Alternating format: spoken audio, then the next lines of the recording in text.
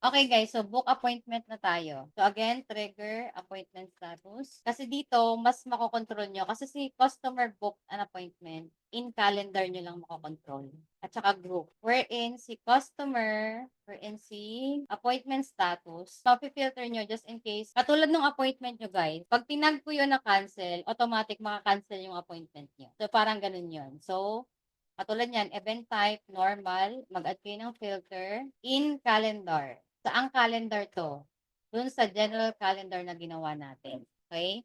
Okay, so ano pang kailangan filter? Kailangan natin filter yung appointment status is confirmed. So dito na papasok guys yung cancel, yung no-show, ganyan.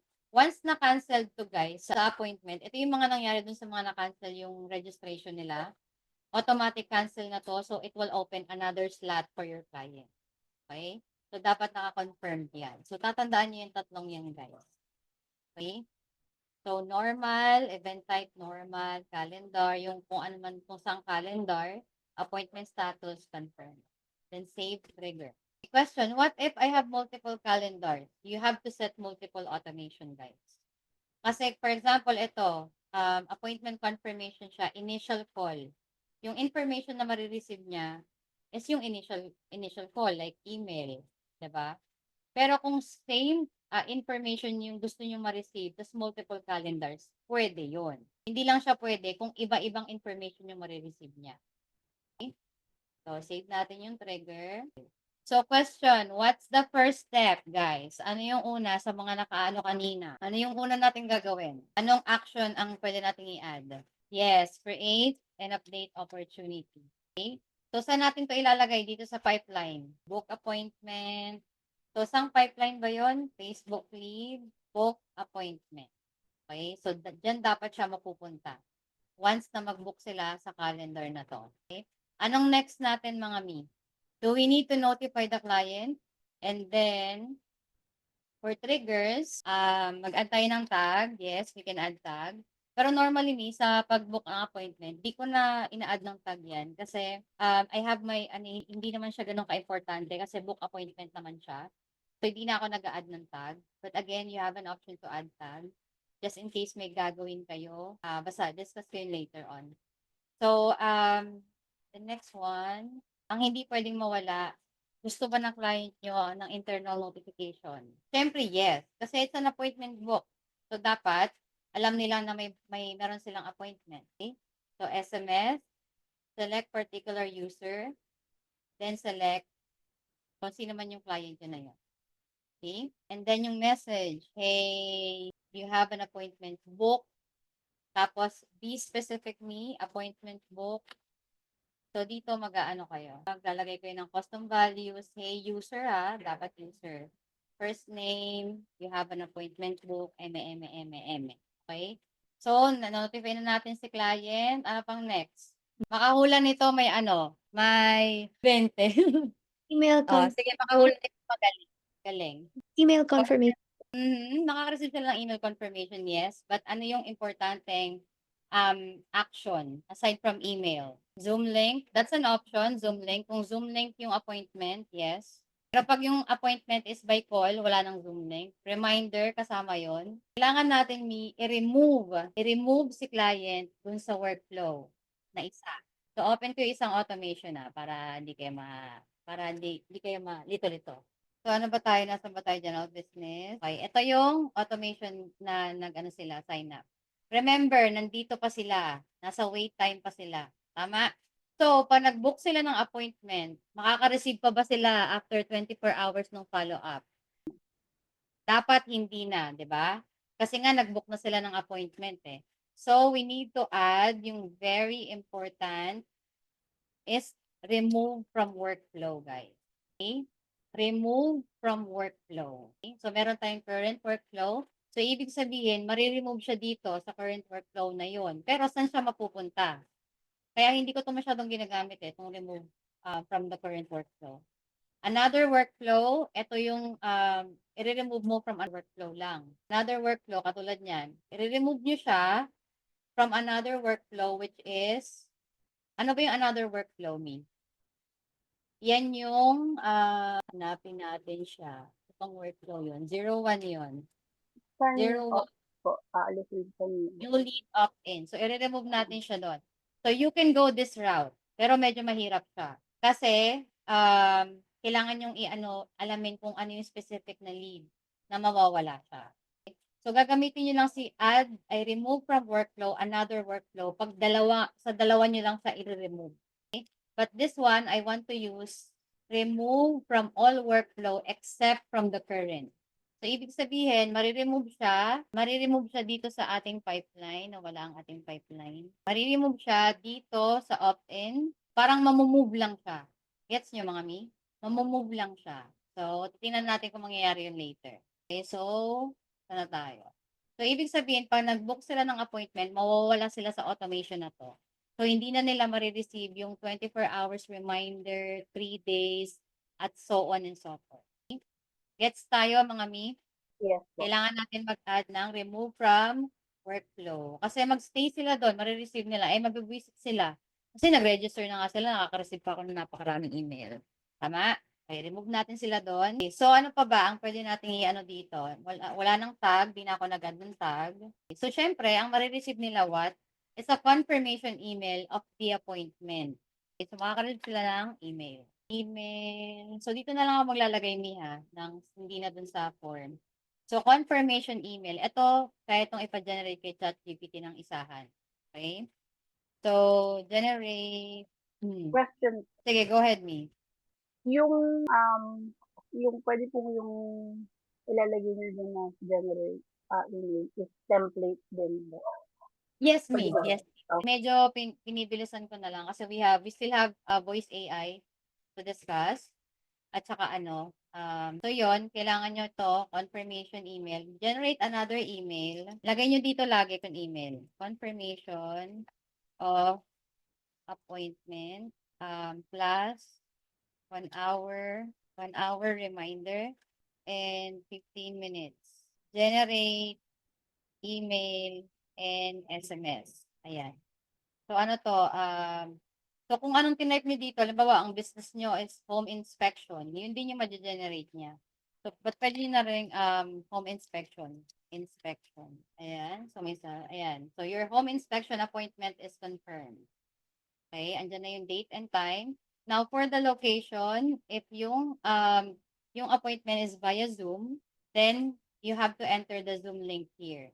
If it's call or text or call lang, basically magtatawagan lang sila or whatever, huwag nyo nang lagyan ng location or pwede nyo lagyan location phone call. Pero ako pagka phone call, wala na. Date and time na lang.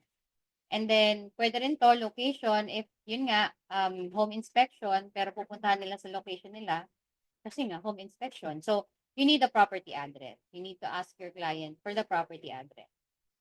So, ayan. Okay. So, pwede itong maging property address nung kausap nyo yung contact. Pwede yun, may custom values para doon. So, ito yung reminder, SMS, 1 hour before. Ayan yung ilalagay nyo sa mga email. Okay? So, let's say, ito yung email confirmation. Copy ko na lang ng mabilisan. Nasaan ba tayo? Dito ba tayo? Opt-in to. So, dito. Ayan. Confirmation. Reminder pala yun. So, ito yung subject nyo. Confirmed. Ang kagandahan ng may automation me at lalo na dito is you are reminding both parties. You are reminding them for their appointment para less yung no-show rate. Okay?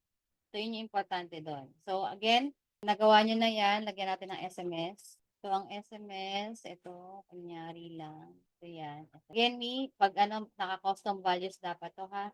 Mga name, lagi yung tandaan yan. Kasi minsan dyan talaga nagkakamali. Okay. So, ibig sabihin, pag nag-book ng appointment, marireceive ni client yung appointment confirmation, mapupunta ako sa book appointment, and then makaka-receive ako ng confirmation email. Now, anong gagawin natin dun sa reminder? Diba, dapat ma-receive nila yun an hour before. So, you have to wait. You have to have the wait time or wait action, and then i-delay nyo ng 1 hour before. Dun sa may mga nalilito na kung ano ba gagamitin, ito bang time delay or event appointment, either of the two, pwede nyo gamitin. Okay? Pwede yan. Kasi ang susundin niya naman, kasi ang trigger naman natin calendar. So, ang susundin niya, na appointment is kung anong time at day nag-book yung client o yung client ng client niyo. Parang ganun. So, wait ng 1 hour. So, lagyan nyo ng 1 hour. This is the proper way to do it, guys. Dapat naka-name siya. 1 hour.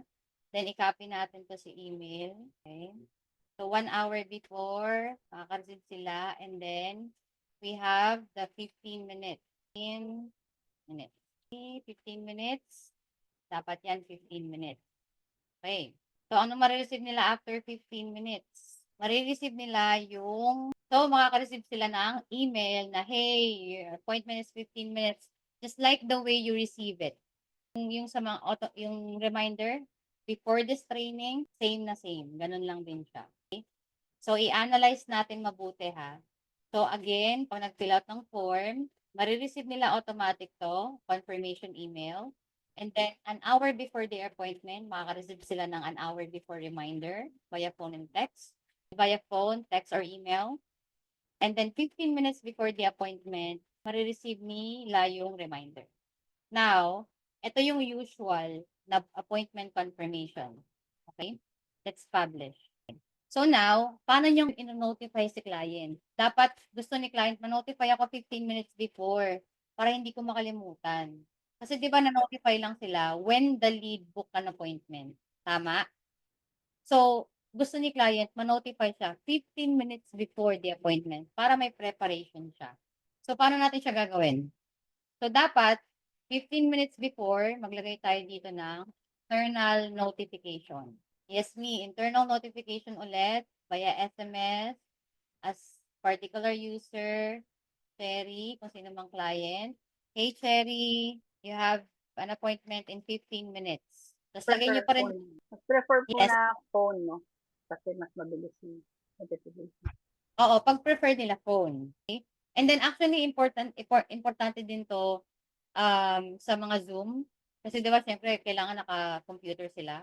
Or depende kung anong pag-uusapan nila. So, pwede kayo mag-set dito ng an hour before. Pwede nyo siyang ilagay yung internal notification an hour before kung Zoom. Kung phone call naman, pwede dito.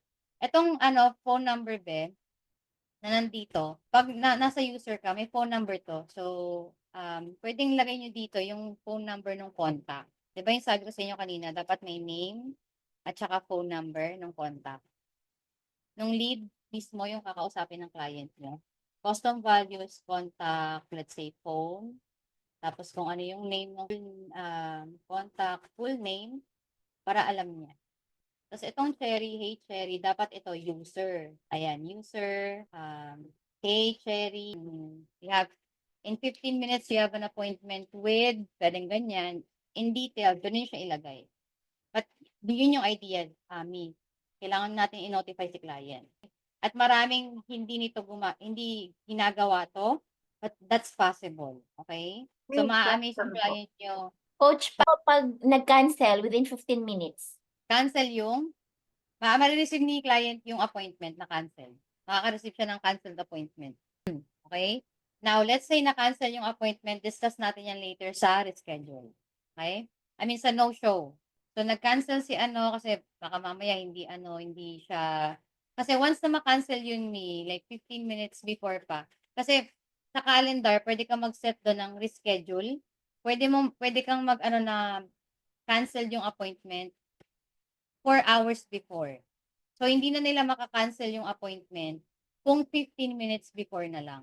Makikita na lang ni client na no-show yun. May So, question. lalabas, Dun po sa new opt-in, magkakaroon ng internal notification si client natin na may lead na pumasok may lead na po. automatically. Yes, that's And right. dito naman sa book appointment, kailangan natin mag-set sa trigger na internal notification para ma-notify si client at si lead natin na yung booking confirmation. Apo, yes. Correct. So, yung sa lead opt-in natin, optional yon na i-notify si client dito. Kasi merong mga client na gusto nila dito sa new lead pa lang, appointment pa lang. Kasi for example, Facebook. Kasi syempre ang mahal ng Facebook lead di ba? So, natutuwa sila na maraming appointment, ganyan. So, pwede natin silang i-notify. But again, this part, It's optional, depende lang to sa client. Pero ito talaga, i-suggest nyo sa client nyo na i-notify sila kasi hindi siya magiging sold kung kayo lang yung gumagalaw. Kung yung lead lang yung gumagalaw. Dapat si client din. Okay? Kaya pag nag-internal notification kayo dito, matataranta yun. Ay, may 15 minutes pala ako. Kasi kahit anong galing nyo sa trabaho, kung si client walang nakukuhang profit, hindi natin siya matutulungan. May tendency din na may possible na mawala din tayo as a VA nila. Tama? So, it's a matter of tulungan. So, i-notify nyo sila 15 minutes before, an hour before, ganun-ganon, na may appointment sila. Okay? So, once na mag-cancel yan, pupunta natin sila sa no-show. Hindi matitigil yan sa, sa ganyan, sa pag no-show. So, i-test muna natin tong appointment confirmation. Nandun ba yun sa calendar? Check ko lang muna. Yung confirmation email. Confirmation, nandito ba yung calendar? Ay, hindi. Ito yung confirmation. Sige, Mi, test nyo nga, Mi. Yung form kanina. Yung mga nag-test dito. Kahit sila na lang, kahit di na kayo lahat. Sila, Cecil, patry ako. Tapos, Charisse, Romy, patry ako ng form. Try to book an appointment. Dun sa marireceive nyo na email. Fill outan nyo ulit yung form mga Mi. And then, may marireceive ko yung email with the book appointment option. Na-publish ko. Sorry, go, guys. Ayan, nakita nyo na mga Mi. Kita nyo yung screen. So, tingnan natin si Cha. Okay. Nakita nyo si Cha, na-move siya. Wala na siya sa opt-in. So, hindi siya madodouble. Like, ang main reason ng remove pipeline, let's say merong, ang tawag dito, merong caller. Appointment setter kayo. Tinawagan niyo lahat ng opt-in. Pag nag-book siya, nalilipat siya automatic. So, hindi niyo siya matatawagan ulit. Si Cha. Okay? So, ganun yung nangyari. Na-move siya. Ayan. 'Di ba? Ilan na lang yung nandito. So, 28 na lang, merong 6 na nag-book. What if Get? po siya, what if nasa ibang pipeline or nasa ibang opportunity siya, matatanggal din siya dun? Or as in, dito lang sa opportunities na to? Itong, Sa lahat, Mi. Hmm. okay, yung sa pag-set natin. Okay, thank you. Sa lahat siya. Kahit nandito siya sa hiring process, kasi pwede yun. Halimbawa, multiple pipeline si client. Pag inol mo, except, pag yun yung change mo, remove workflow, lahat mawawala siya dito. Okay? Kaya ngayon, kung meron ko yung specific lang, kung ayaw niyo siya, kung nandun din siya sa ibang pipeline, dapat ang pipiliin niyo dun sa remove workflow, yung remove from another. Yan, another workflow, tapos, ito kasi yung current workflow, ito yan eh. So, i-X nyo to, and then, dapat, ang nandito lang, yung new lead work opt-in. So, mawawala lang siya dun sa isa. Gets mga Mi? So, wag niyo siyang gagawin na all current except from the current workflow kung yung pipeline na yon ay kung yung lead na yon is nasa multiple pipeline. Especially for hiring process, so nangyayari yun mga Mi. Okay? Actually, ang ginagamit ko lang dyan itong dalawa. Or kung gusto niyo siyang i-delete sa isa pang workflow, katulad nito, certificate. Or not delete but i-move from here. I-remove ko siya doon. Pupunta ko siya dito. So, eto na, no-show, di ba? So, question, ano ba nangyari sa appointment? No-show, reschedule? Pag no-show, that's considered reschedule. Okay? Kasi, sasenda natin siya ng email na reschedule yung appointment nila. So, parang ganito, create tayo ng panibagong workflow. This is for no-show. So, parang dito sa stage na to, we're asking them to book to reschedule their appointment. Okay? So, no show, no show. Ito na si 03, no show. Okay, so, anong trigger natin pag no show? Ano kayang trigger natin pag no show, guys? Sige, proceed na tayo. Since ang no show, lalagay tayo dito ng trigger links. Nakita nyo to, book appointment, guys. Book appointment. Okay? Maglalagay tayo dito ng trigger links. Kasi si client ang makakapagsabi kung no show. Tama? Hindi tayo. Mag-wait tayo. Ilang oras ba yung meeting? Meeting nila. Let's say 1 hour yung meeting nila. So, marireceive to ni client 1 hour after. Okay? Then, sendan nyo siya ng internal notification. So, this is not a normal confirmation book appointment. Ito, mas pinadali yung process sa pag-automate. So, internal notification kay client, SMS, particular user, kung sino man si client.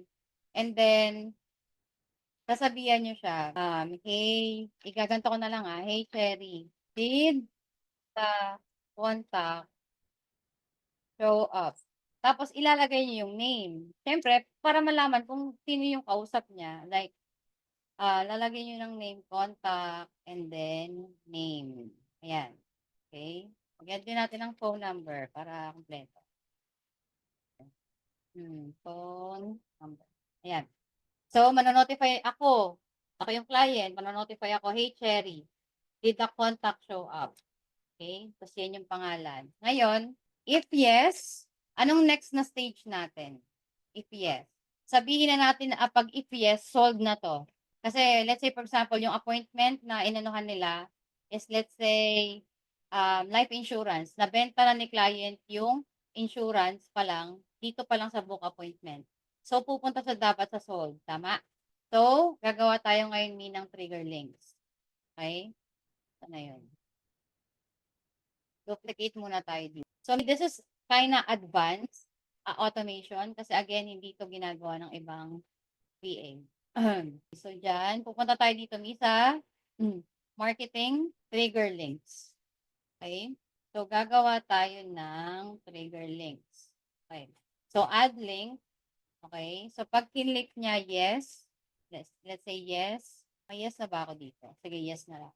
Since wala tayong URL, yes na lang din. Yes, save. Okay, so, hanapin natin si yes. Saan napunta si yes? Saan napunta siya? Refresh ko nga. Ito siya. So, lagyan na lang muna natin to. If yes, click here. Click here. So, ito hindi. Matetest natin siya using an internal notification via email. So, gawin na lang natin email muna, para matest natin siya at mapakita ko sa inyo. Particular user, Terry. Ayan, did the contact show. Okay. Tapos, again, lagay niyo yung name. Hindi ko na lalagay Mia. Pero, ito yung isa. If yes, click here. If no show, click here. Nagigets na? So, got yung trigger link. Hindi naglo-load. Ayan. So, again, punta tayo ng marketing para makagawa ng trigger links. Ayun, si yes. So, copy natin to mga Mima. Nag-create ako ng trigger links.